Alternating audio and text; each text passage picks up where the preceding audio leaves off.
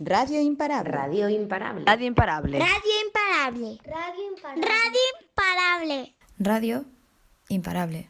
Bueno, pues bienvenidas y bienvenidos a este segundo programa de la Radio Imparable de esta temporada, radio que se incluye dentro del proyecto Cerrando el Círculo de Cuidados, El Buen Vivir, financiado por la Diputación de Badajoz. Como ya os comentamos en el programa anterior, esta temporada busca aunar colectivos y experiencias de transformación social de nuestro entorno territorial con otras de otros territorios, para discutir y compartir alrededor de diferentes temáticas. En este día de hoy hablaremos sobre masculinidades. En esta ocasión nos acompañan Quique Gómez Vegas, facilitador de procesos para la construcción de masculinidades igualitarias y diversas en la organización Masculinidades por la Igualdad Piura, de Perú, y Baquea Alonso Fernández de Avilés, socióloga y feminista encargada de la coordinación de proyectos de igualdad, masculinidades, migraciones y violencia de género desde hace más de 15 años y actualmente trabajando en Fundación CEPAIN. En esta ocasión y de parte de la Asociación Impara os acompañamos Sofía y mi compañera Helen. Además, contaremos con la música de la Murga Liberadora. La Murga Liberadora es una murga feminista y callejera de la provincia de Badajoz, en la que participamos algunas de las compañeras de Impara. Hemos salido hace poco del carnaval y tenemos varias letras que hablan sobre masculinidad y la verdad es que nos había parecido interesante usarlas para este programa.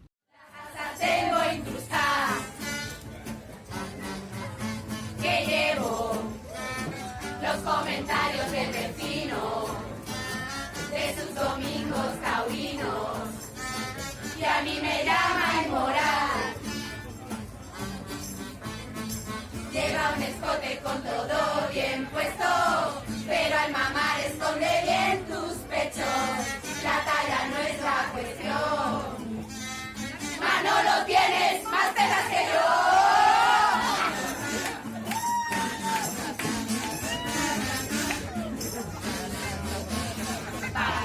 Una faldita que no sea muy cortita. Para boda llevo taco, también las medias lleve gancho. Llevo el rime ese correcto. Quiero ir chándal a tu comunión. Chándal para entrar en la disco. Chándal perreando hacia abajo. Chándal en la cama en pijama. Chándal, chándal. Bienvenidas y gracias por participar con nosotras en este programa. Muy bien, bueno, gracias por la invitación y bueno, efectivamente yo soy socióloga y feminista, siempre me presento así, no sé si quizás soy feminista y socióloga, el orden no sé qué pesa más en mi trayectoria, pero bueno, en cualquier caso son dos lugares desde donde se mira el mundo, ¿no? Y se interpreta. Y bueno, yo llevo muchos años trabajando en el mundo de la acción social, en particular en la Fundación CEPAIN, donde he coordinado bueno, pues muchos proyectos dirigidos en una primera etapa a mujeres y desde hace unos años, y ese es un poco el objeto, ¿no?, de mi intervención hoy aquí, pues más enfocado al trabajo con hombres y para la transformación de las masculinidades. Giro e inquietud que surge precisamente en el trabajo práctico en la Fundación CEPAIN, al darnos cuenta de que lo que hacemos con las mujeres estaba muy bien, seguía siendo necesario, pero era insuficiente, ¿no? Veíamos que si no cambiaba la otra parte de la cama, pues no había mucho que hacer, ¿no? Entonces, bueno, y es verdad que desde hace unos años, en ese giro que dimos dentro del área de igualdad de la Fundación CEPAIN, pues me he ido especializando más en este tema e incluso acabo de presentar la tesis doctoral también sobre políticas de igualdad y hombres. Entonces, bueno, es verdad que aunque mi trayectoria durante muchos años ha tenido que ver más con perspectiva de género y mujeres en la intervención social, pero en los últimos tiempos pues estoy como más enfocada al tema de hombres y masculinidades. Bueno, yo soy Quique Gómez Vegas, soy de Piura, al norte del Perú. Soy de profesión, soy abogado, pero toda mi vida me he considerado un educador, ya que vengo de una familia de mujeres educadoras.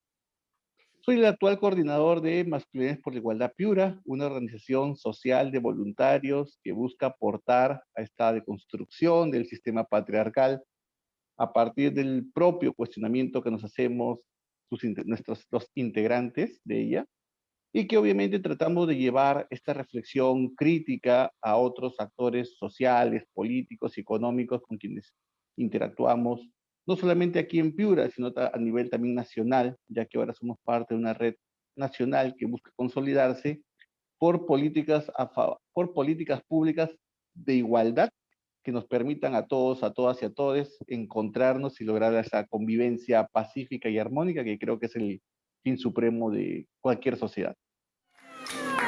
Me dice mi compañero con la igualdad estáis exagerando. Y yo le digo con cariño, no por los hombres el patriarcado. Ni machismo ni feminismo me vuelve a decir con el igualismo. Y yo pierdo la paciencia y me parece analfabetismo. Bueno, pues así, una pregunta para abrir boca rápida, creo. Es que en el Congreso Internacional tuvimos a Quique y contaba, me llamó muchísimo la atención, que decía que no le llamabais nuevas masculinidades, le llamabais masculinidades, así a secas, ¿no? Entonces, bueno, pues me apetecía también saber, bueno, que contaras tú un poquito eso y que también Baquea nos comentara qué opina de eso y cómo se enfoca eso de llamar este área. No quiero decir que existe un movimiento de hombres todavía acá en Perú y en Latinoamérica. Lo que habemos es hombres en movimiento por masculinidades igualitarias y diversas. Y estos hombres en movimiento que nos hemos venido vinculando los últimos 6 años, 8 años, estamos de acuerdo hemos generado unos primeros consensos. Y un primer consenso es que vamos a hablar de masculinidades desde la propia diversidad, que es el ser humano. Hablar de una nueva masculinidad sería reestructurar al patriarcado en la nueva forma como se quiere representar. Nosotros queremos hablar de una masculinidad que cuestione el ejercicio del poder y que cuestione los privilegios que los hombres experimentamos y ponemos en la vida práctica, en el diario a día. Esa nueva masculinidad que para muchos que busca representar no es nada más que son actos funcionales de los hombres.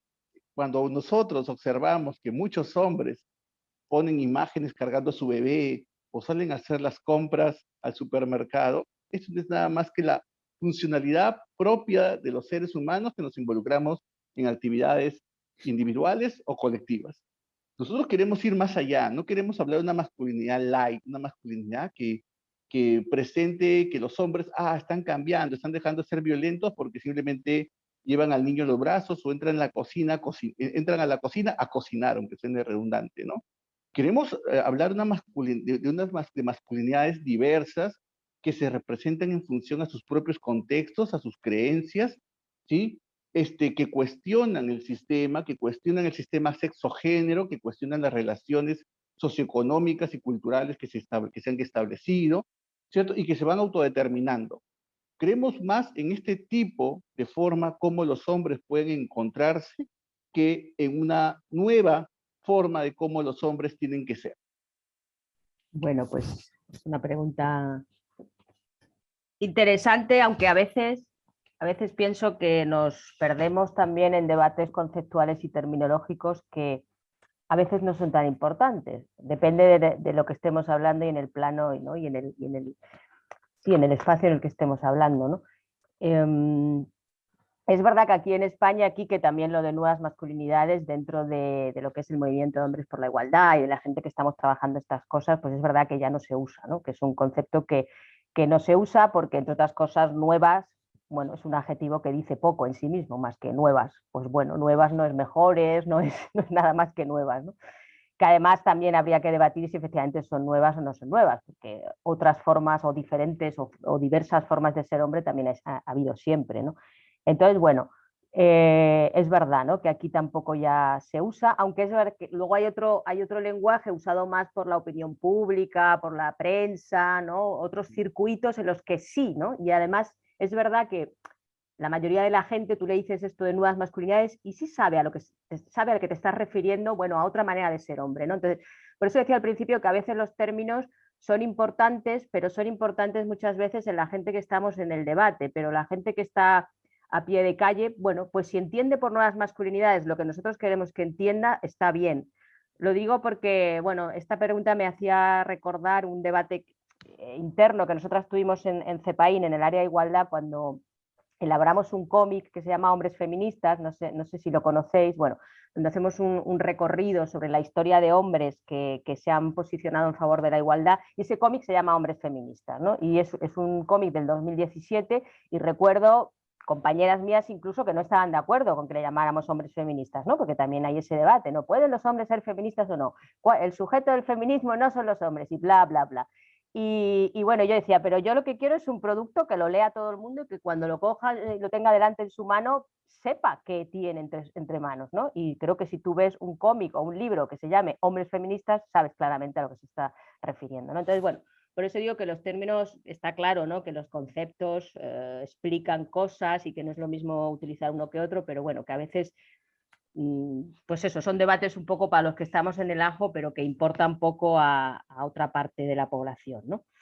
Pero bueno, es verdad que aquí se habla de masculinidades igualitarias, antisexistas, antipatriarcales, bueno, hay diferentes maneras de llamarlo, ¿no? Yo tampoco sería capaz de posicionarme en uno de esos usos de una manera definitiva y clara, ¿no? Sí que últimamente pienso que deberíamos de hablar más de los hombres que de las masculinidades, porque, ¿no? Esto es una cosa que también se está viniendo a criticar un poco, ¿no? Que este concepto de masculinidad también oculta un poco a los hombres, ¿no? Entonces parece que estamos hablando de una cosa etérea, ¿no? Y sí, muy bien la construcción social y tal, pero oiga, estamos hablando de Manolo, de Pepe, de Ricardo, de señores concretos que encarnan, ¿no? También esa masculinidad. Entonces, de hecho yo en las últimas cosas que hago, pues sean cursos o sean publicaciones, intento poner las dos palabras, ¿no? Hombres y masculinidades, ¿no? Porque entre otras cosas, porque además sobre las masculinidades habría también otro debate sobre qué pasa con las mujeres y las masculinidades, qué pasa, por ejemplo, con los hombres trans, ¿no? O sea, que al final todos estos debates conceptuales también nos llevarían en el fondo a la pregunta de qué es un hombre, qué es un hombre y qué es una mujer, obviamente también, ¿no? Entonces, bueno, pero sí, el debate es verdad que está ahí, Elena, pero en el circuito de la gente que está en esto es verdad que el concepto, lo de nuevas masculinidades cada vez se usa menos. Mi hombre, eres Benny, no Tolmen. Ponte a escuchar, ponte a escuchar, ponte a escuchar. Uno sufrí, mi hombre, eres Benny, no Tolmen. Ponte a escuchar, ponte a escuchar, ponte a escuchar, ponte a escuchar.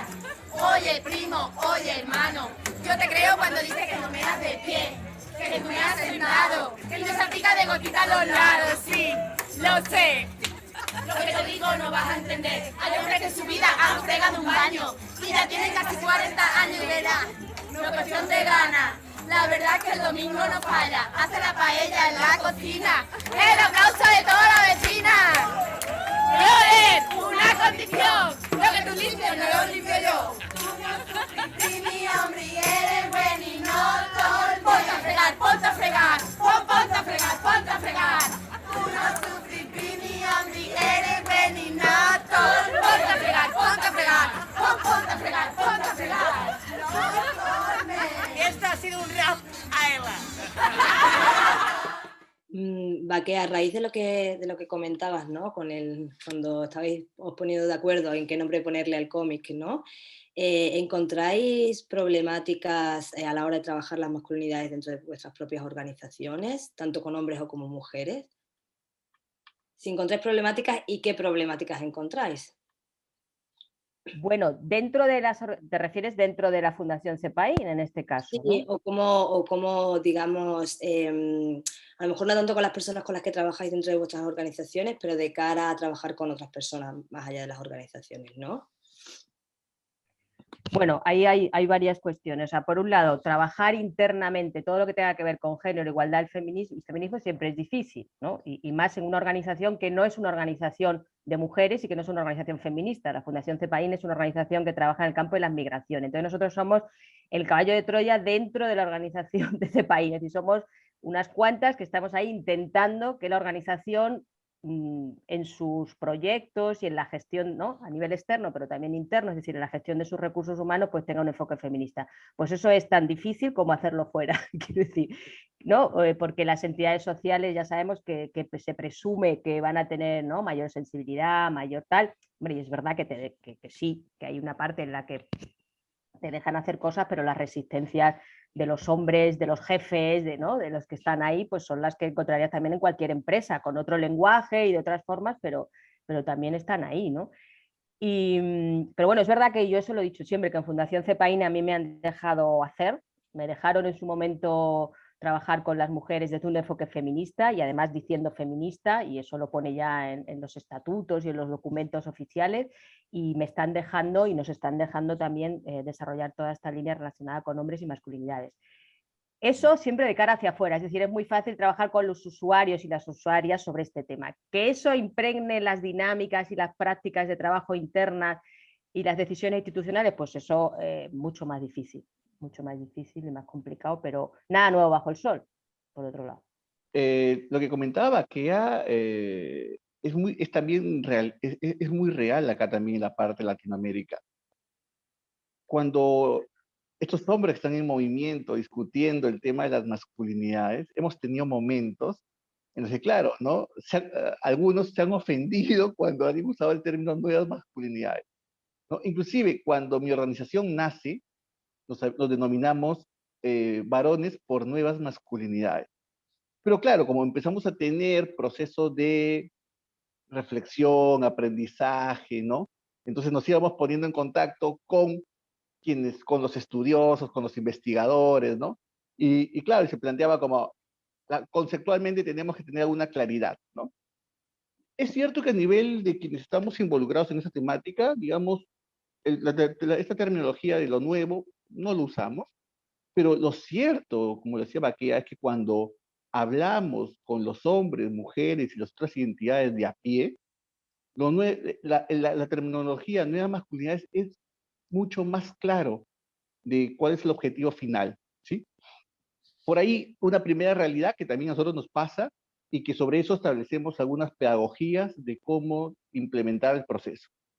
En relación a la otra pregunta sobre el tema de los feminismos, a nosotros, cuando nace la organización y empezamos a articularnos y a vincularnos con los espacios feministas o grupos de mujeres por la igualdad, hubo cierta reticencia, ¿no?, de ellas en acercarse y vincularse con nosotros.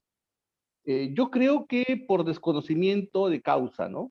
Porque exactamente no había una claridad sobre lo que buscaban hacer este grupo de hombres. Segundo, porque también creo que es válido el miedo y el temor, ¿cierto?, a cuáles son los fines que están detrás de este espacio, ¿no? Si es otra vez, si es de repente una reestructuración, ¿cierto? O es un nuevo ensamblaje del patriarcado representado en una organización de hombres, ¿no? Porque también no quedaba claro, y todavía no sigue quedando claro, y hay un debate todavía acá interno en Perú, sobre si los hombres pueden ser feministas o no. Algunos dicen que sí, otros dicen que no. Algunos dicen que el feminismo es finalmente una corriente política, ¿no? Y algunos dicen que es un espacio únicamente por mujeres, porque son las mujeres quienes lo sienten en el cuerpo, y los hombres no. Algunos dicen que somos aliados, ellas o nosotros. Entonces, todavía en relación a ello, todavía no hay claridad. Creo, hay un informe que hizo Men Engage América Latina con compañeras de los movimientos feministas, donde nos decían claramente, ¿no? Pero bueno, exactamente no sabemos lo que ustedes hacen, ¿no? Y cierto, hay desconfianza porque no los conocemos y que ustedes pueden ser un grupo nuevamente de tipos, ¿cierto?, que buscan reestructurar nuevamente el poder que estamos cuestionando. Y creo que eso es real porque nuestro propio tema todavía es muy incipiente, es un tema que todavía está en construcción de su propia agenda, es un tema que todavía no es socializado por el Estado, el Estado quiere hablar, y yo también creo, comparto eso con Baquea en el tema de, tal vez vamos a llegar en un tiempo a hablar más de hombres que de masculinidades, ¿sí? Porque lo que sí necesitamos es hombres y mujeres que puedan finalmente generar relaciones humanas, ¿sí? desestructurada de esta forma, como nos han planteado, es nuestra construcción y nuestra representación. Entonces yo creo que por ahí, acá, todavía estamos en un proceso de construcción de lo que son, cómo entendemos las masculinidades, cómo estas se representan. Estamos generando vínculos todavía con las compañeras de los movimientos feministas. No tenemos un acercamiento. Estamos participando con ellas en momentos puntuales y haciendo nuestras propias luchas en función a algunos puntos de sus agendas, desde nuestros propios espacios, que es lo que creemos todavía nos compete. Acá en Perú hay pocos hombres que se definen como feministas. Nosotros no somos una organización que se define como feminista, sino nos definimos como aliados de los movimientos feministas y de otros movimientos sociales. Estamos construyendo una agenda, y ahí aseguro Baquea después buscaré conversar con ella, porque estamos construyendo una agenda, estamos levantando un diagnóstico nacional para una política pública por igualdad, ¿no? Así que un poco esa es nuestra experiencia con el tema de los feminismos y cómo aquí hoy en día nos encontramos articulando procesos, ¿no? Ayuda más allá de la vagina, dale una vuelta por el exterior. Ahora los penes están desconcertados, no tienen clara cuál es su misión. Ya sabemos que esto supone un cambio en el orden mundial. Nuestro grito y reventando el sistema patriarcal. Vale, y hablando de hombres, entonces, que habéis nombrado, ¿cómo se toman esto los hombres de a pie? No tanto los hombres más cercanos o la propia organización vuestra de hombres. ¿Cómo identificáis o evaluáis el proceso que siguen los hombres de construir, bueno, crear ser feministas, no serlo, ser aliados, bueno, lo que sea? ¿En qué están? ¿Qué diagnóstico tenéis? El diagnóstico todavía es incipiente, pero con resultados no muy positivos, la verdad. Yo siento, pienso y creo que el hombre peruano y piurano, primero, no ha sabido vivir en igualdad. Ha vivido en la desigualdad permanentemente, ¿sí? No tiene una lectura clara sobre lo que representan las luchas de los movimientos sociales. Por lo tanto, no entienden lo que los movimientos feministas promueven, buscan, ¿no? Yo pienso que las consideran a las compañeras histéricas, ¿no? Las consideran que están buscando un poco más de libertad que ya tienen, ¿no? Y eso no lo entienden, no lo comprenden, sin embargo, tienen que asumirlo. Es decir, el Ministerio de la Mujer y Poblaciones Vulnerables aquí en Perú ha estado trabajando por el empoderamiento de la mujer, ha generado diversos mecanismos, marcos normativos, rutas, para que la mujer pueda vincularse al ejercicio de sus derechos y sobre todo defenderse ante situaciones de violencia. Sin embargo, con los hombres no hay ningún tipo de trabajo, no hay ningún tipo de interacción estatal, no hay política pública. En una encuesta que nosotros hicimos hace un par de años atrás, cuando les preguntábamos a los hombres, digamos, ante una determinada situación que tú vivas en la parte emocional, ¿cierto? ¿A qué tipo de servicio te acercarías? Entonces me decían, mira, no voy a ir al Ministerio de la Mujer porque es para las mujeres. No voy a ir al Centro de Emergencia Mujer porque es para mujeres. No voy a ir a la policía porque me van a mandar a la policía de la mujer o de la familia, ¿no? Entonces, tampoco, si me voy a un centro de salud, no hay psicólogas, ¿no? Si tengo un problema de salud sexual, un problema de salud sexual, ¿con quién voy a ir? Si en los establecimientos de salud no hay ni psicólogos, no hay urólogos, y de repente son los temas que yo quiero tratar. Entonces, decían, la verdad, vamos a ir con los amigos el fin de semana a tomarnos unas cervezas y un poco ahí encontrar las respuestas y las verdades. Creemos que eso es peligroso y eso es lo que ha generado que, por ejemplo, cuando han sucedido diversos momentos críticos aquí en el Perú de violencia contra la mujer, los hombres no han respondido y no siguen respondiendo y seguimos teniendo acoso sexual laboral, acoso en las calles, noticias día a día de mujeres que son asesinadas, de niñas que están embarazadas. Anteayer había un joven que ha matado y ha violentado a una niña de 11 años, abusándola inicialmente sexualmente. Entonces los hombres no sienten el compromiso con las demandas y luchas de las compañeras de los movimientos feministas. No, hasta, como se dice acá, hasta que no los toque, no se vinculan. El tema del aborto, con el tema del aborto por cualquiera de las causales, aunque acá estamos discutiendo el aborto terapéutico que ya está aprobado en los años 90 y el por causal de violación, los hombres sienten que tienen el derecho a opinar sobre el cuerpo de las mujeres. Todavía lo sienten así. Anteayer una compañera me decía, mi pareja, ellos son jóvenes, tendrán entre 24 o 26 años, y decía, mi pareja no quiere que yo trabaje. O sea, estamos todavía aquí viviendo estas situaciones, ¿no? No quiere que salga. Me tiene que decir en qué momento lo hago y me determina con qué ropa yo puedo ir a una determinada reunión. Entonces yo siento que hay un desapego, hay toda una desarticulación,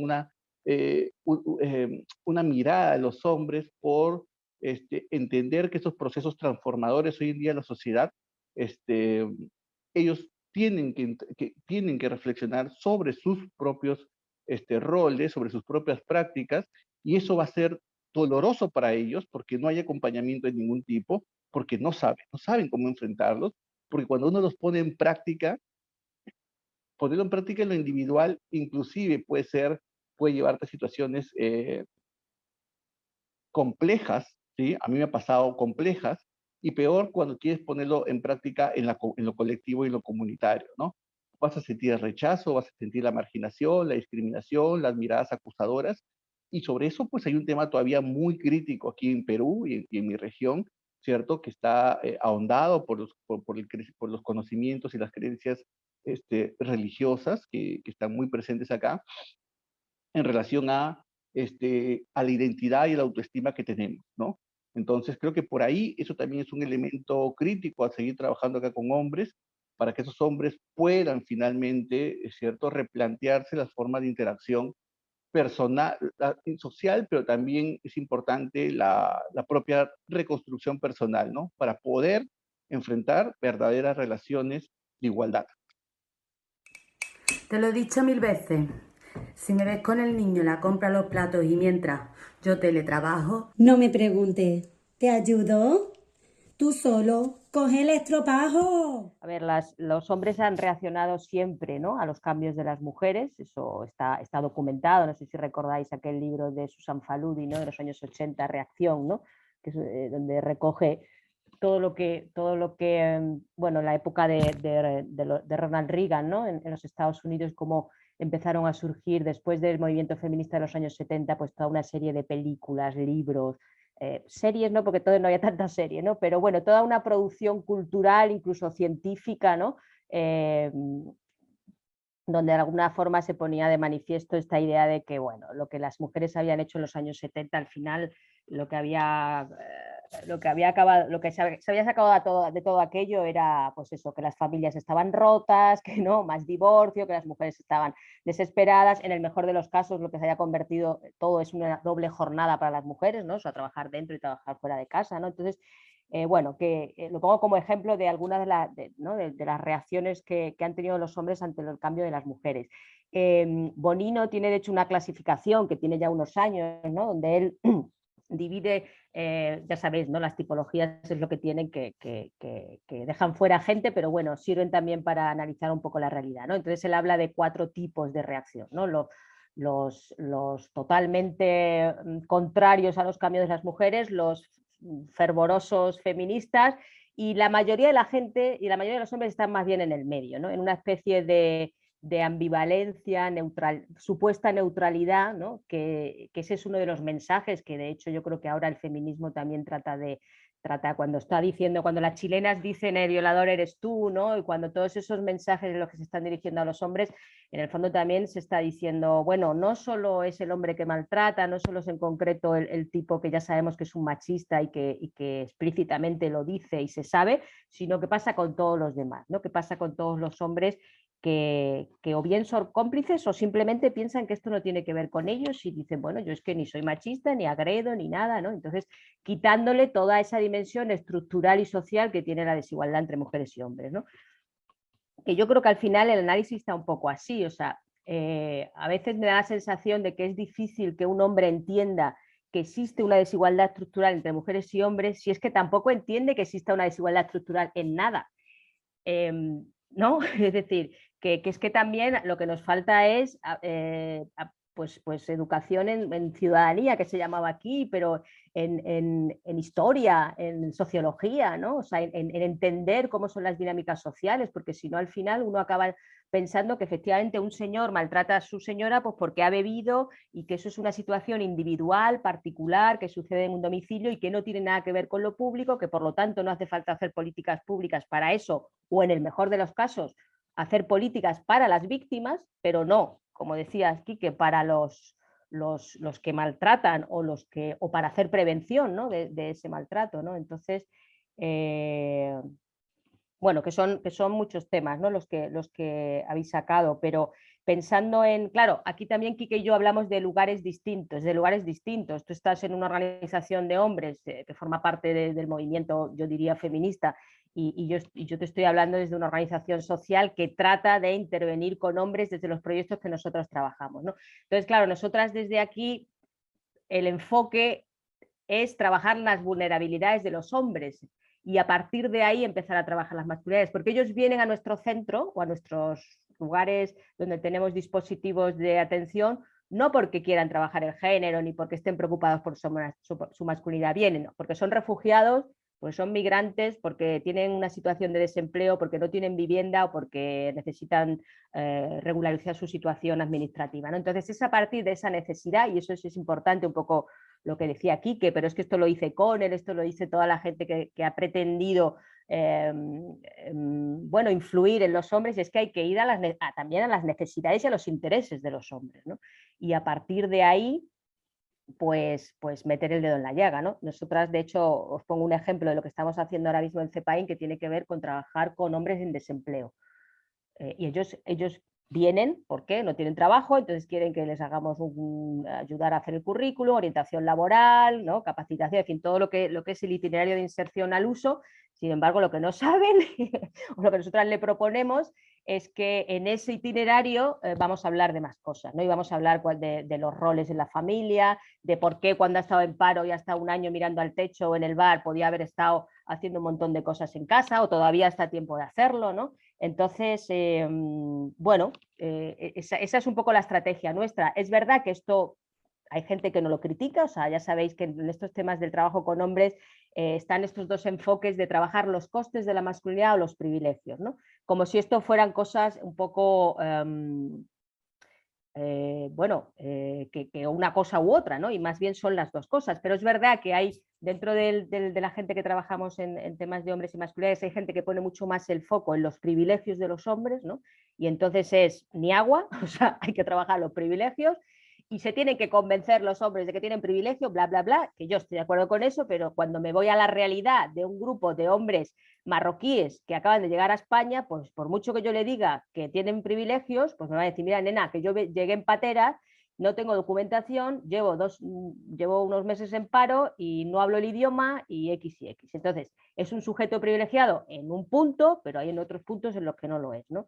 Y entonces, bueno, pues nosotras ahí, nosotras no, esto ya forma parte de un poco del expertise en la materia, ¿no? De otra gente que hace tiempo que trabaja temas de hombres y masculinidades, pues es ir a los costes, ¿no? Es hacerles ver, oye, esto a ti también te perjudica, o a través de esas necesidades concretas con las que te llegan, pues darle la vuelta y hablarles también de género y de igualdad y de masculinidades y todo este rollo, ¿no?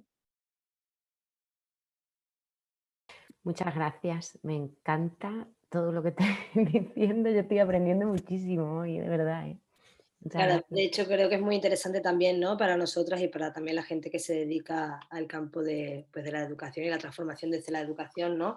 Que muchas veces es una cosa que las propias asociaciones le damos mucha vuelta a cómo trabajar esto, por ejemplo, también con niños y con jóvenes, ¿no? Que me parece muy interesante lo de los costes y los privilegios y me parece como una manera de enfocarlo muy interesante, ¿no? Y que además, de hecho, también pues eso genera muchas veces controversia dentro de los propios movimientos, ¿no? De cómo si hacerlo de una manera, hacerlo de otra, o lo mejor, a lo mejor, como dices tú, de ni una y de la otra y de las dos, ¿no? Pero teniendo en cuenta todas estas perspectivas, ¿no? No sé si Quique tiene algo que aportar también de cómo afrontáis vosotros, por ejemplo, esa parte educativa pedagógica a la hora de trabajar con hombres, que a lo mejor puedas plantear también cosas a raíz de lo que decía Ujú. Baquea. Sí, sí, sí, sí. Lo que hizo Baquea es totalmente real.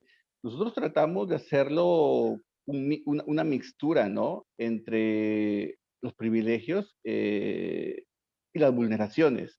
Tal vez esa parte, al haber incluido el tema de la vulneración con vinculado al tema de los costes, no les gusta mucho cómo lo planteamos en el mismo movimiento, en los mismos grupos de hombres que se movilizan.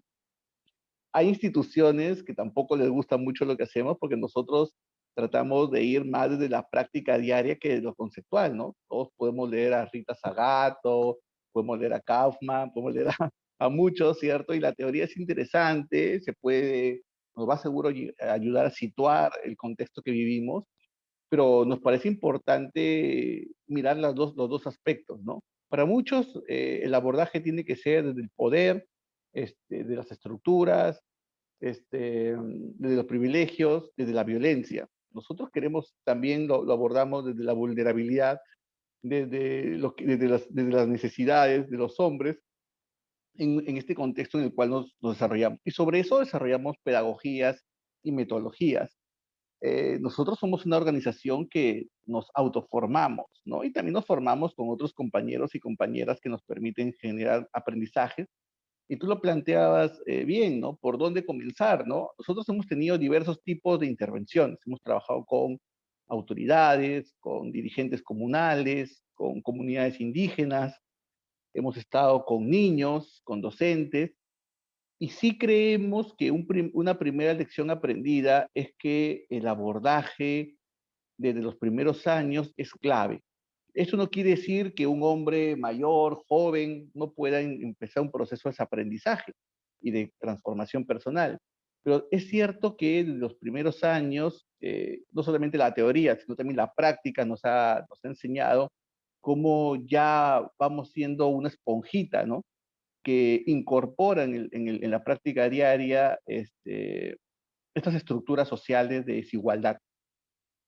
Entonces, por ejemplo, me decían algunas niñas, ¿no? De algunos colegios donde yo he estado trabajando con ellos, no las masculinidades ni los feminismos, porque a ellas los conceptos en ese momento de su vida poco le va a importar, lo que le interesa es la generación de relaciones más igualitarias, ¿no? Y así lo enfocamos. Y en esa construcción de relaciones más igualitarias hemos hablado de todos estos temas de las masculinidades, los feminismos, ¿cierto? Los derechos y las libertades, ¿no? Y una de las niñas me decía, mira, me decía que súper interesante lo que nos planteas, ¿no? Me decía, pero por ejemplo, cuando yo quiero, que ya me han dicho en el colegio, que mi papá ya me ha dicho, que mi madre ya me ha dicho, que en mi comunidad se dice, porque pasan spots, radiales y demás, que hay igualdad entre chicos y chicas, y cuando yo voy y le digo al profesor de educación física, porque así se llama el curso acá, o deporte, como le queramos decir, que me preste una pelota de fútbol, que quiero jugar con mis compañeros, me dicen, no, no, no, esas son actividades de los hombres. Cuando estoy en la clase de biología o actividades en el campo, el profesor dice, ok, los chicos cojan la lampa, la palana, y hagan los huecos que las chicas van a poner las semillas y echarle el agua. Entonces me dice, todavía el sistema, ¿cierto? Nos sigue, nos dice, y muchos de los compañeros piensan y creen que eso es así, porque como hicimos trabajo diferenciado, primero con adolescentes, mujeres y hombres, y después juntándolos los dos, los chicos que no tenían más de 12 años, nos decían, es que las chicas no pueden hacer eso.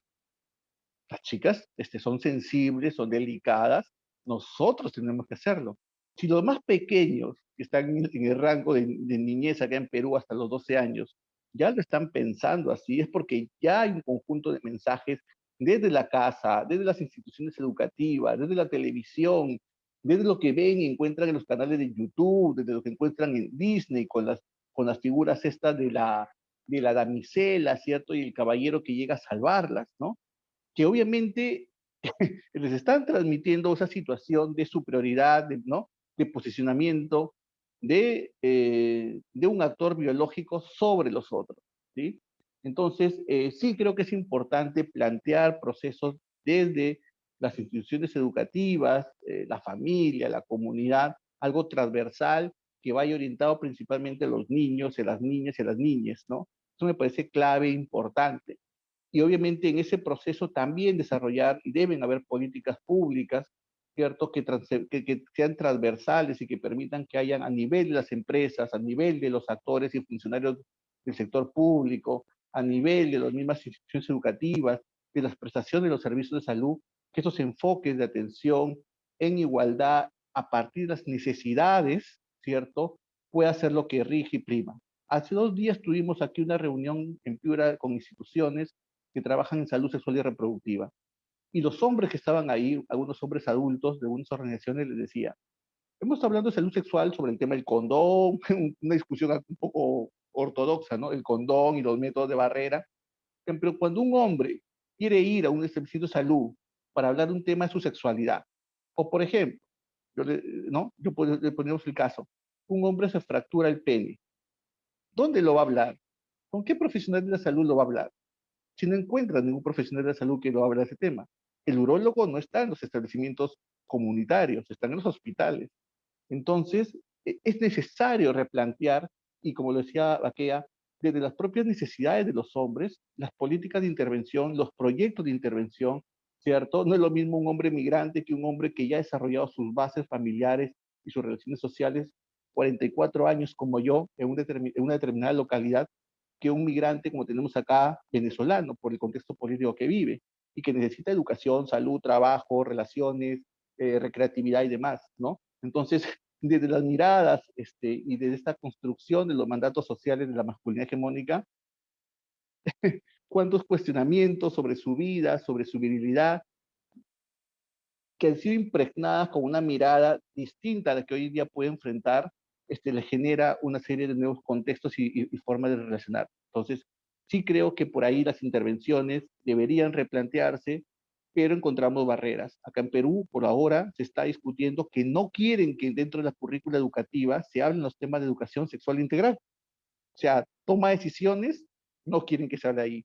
Toma de autoestima, no quieren que se hable ahí, ¿no? Entonces, ¿en qué momentos se va a poder hablar del tema con una sociedad, ¿cierto? Que piensa en el patriarcado, que piensa en la superioridad del hombre sobre la mujer, que piensa que las identidades sexuales son aberrantes, ¿cierto? Es un poco complejo, pero yo sí creo que por ahí deberían ser los cánones para desarrollar un proceso hacia la igualdad.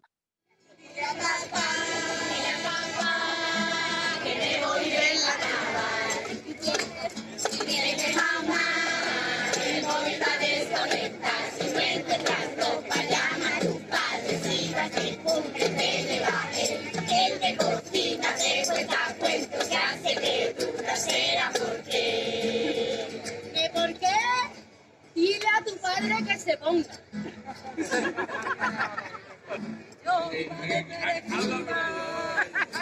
Y me encendió el butano. Encendió el butano, se quemaron los garbanzos y te quedaste mirando. Se quemaron los garbanzos y te quedaste mirando. Yo que sé, me dijiste yo que sé, no me había dejado regalo. Yo pensaba que era así, que el cocido era humano.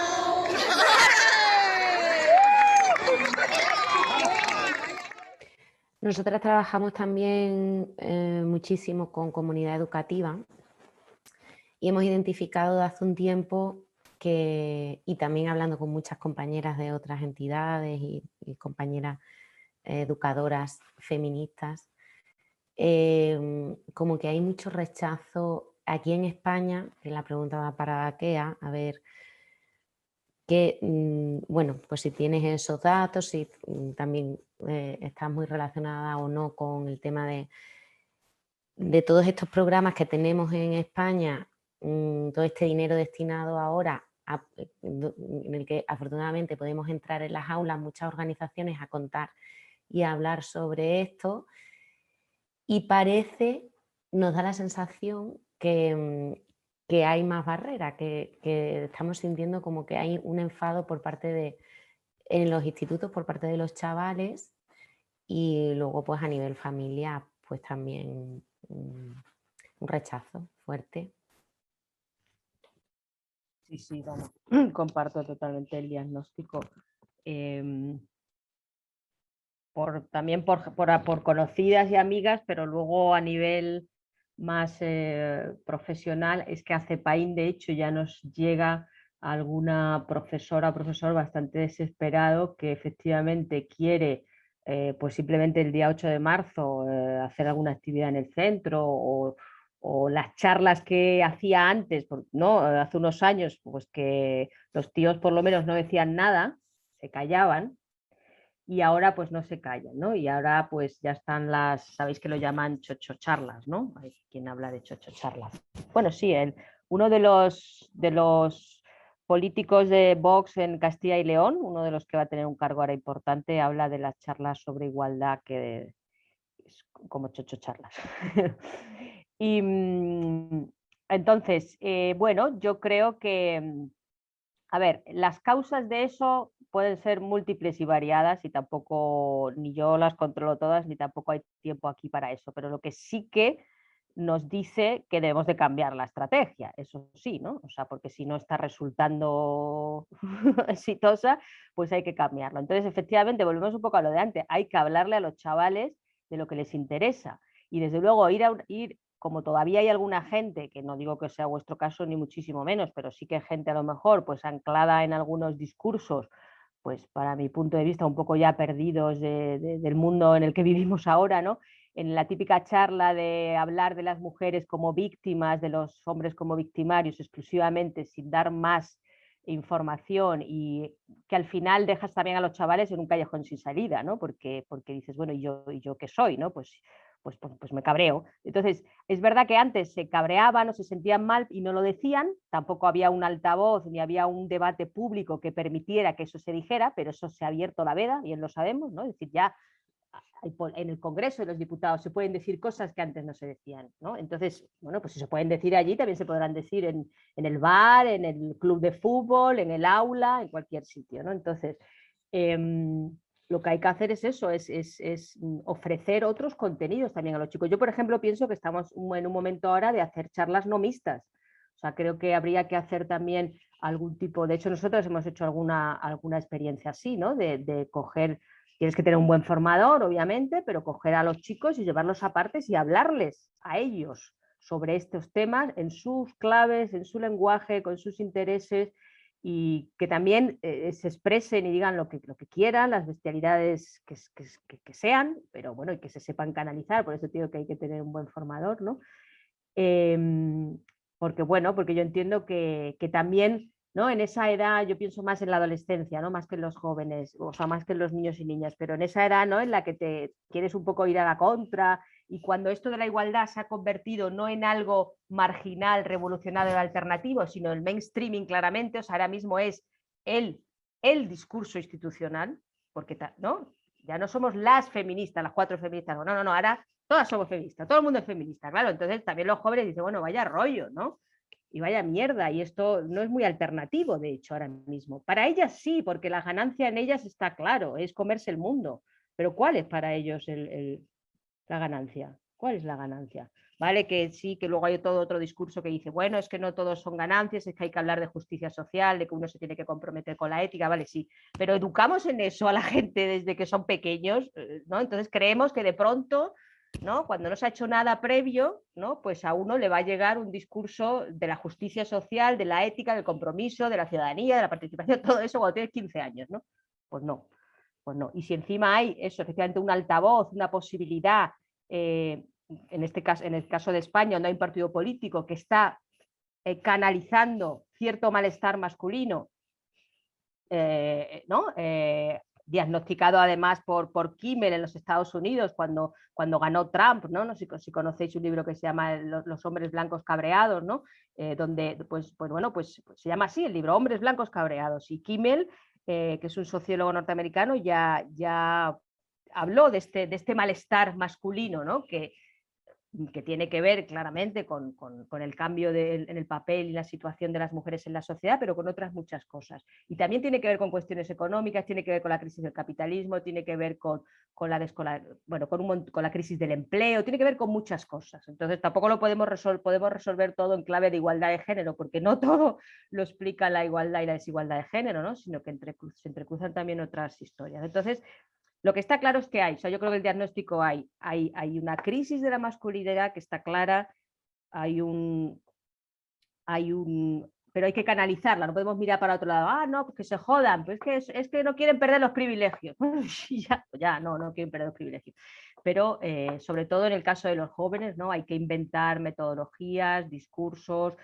Bueno, por ejemplo, el tema del cómic, ¿no? De los hombres feministas que os comentaba al principio de la conversación. Bueno, pues hablemosle a los chicos de que ha habido hombres que se han comprometido a lo largo de la historia con el feminismo, que hay hombres que se han comprometido con esto, les llamemos feminista, igualitario, como nos dé la gana, ¿no?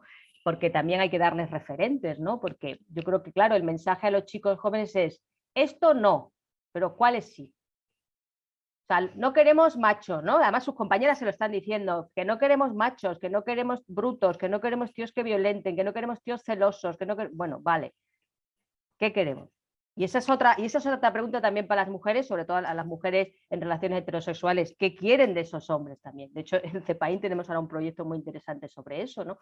¿Cómo nos relacionamos las mujeres con esas nuevas masculinidades? ¿O las fomentamos, nos gustan o no nos gustan, ¿no? Esto de que nos siguen gustando los malotes, nos siguen gustando los tíos empotradores, como dicen en First Date, ¿no? Eso es un programa que en televisión, Quique no lo conocerás, pero es un programa de citas de estos en televisión y todavía hay chicas en 2021 que dicen que quieren hombres empotradores, que bueno, pues podemos imaginar lo que es eso, ¿no? Y que no les gustan los hombres blandos, ¿no? Bueno, pues... Porque se creen que quiero follar. Si me ven sola en un bar, disfrutando de mi soledad, siempre hay uno que se acerca y me quiere empotrar. Porque se cree que quiero follar. Porque se cree que quiero follar. ¿A que sí?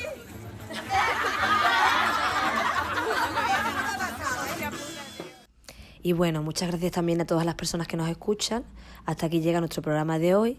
Esperamos que hayáis disfrutado y aprendido tanto como nosotras.